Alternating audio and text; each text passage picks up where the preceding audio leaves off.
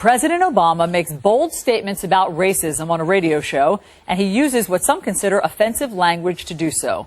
What do his statements mean to Charleston and to the debate over the Confederate flag? Let's talk about all of this with Bakari Sellers. He's a former South Carolina state representative and attorney. Mr. Sellers, thanks for being here.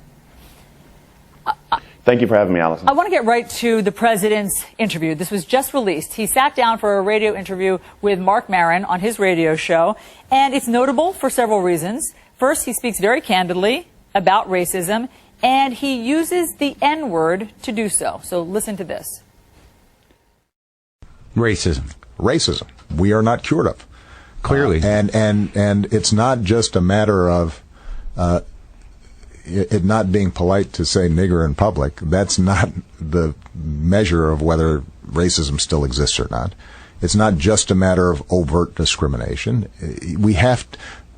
Societies don't overnight completely erase everything that happened 200 to 300 years prior.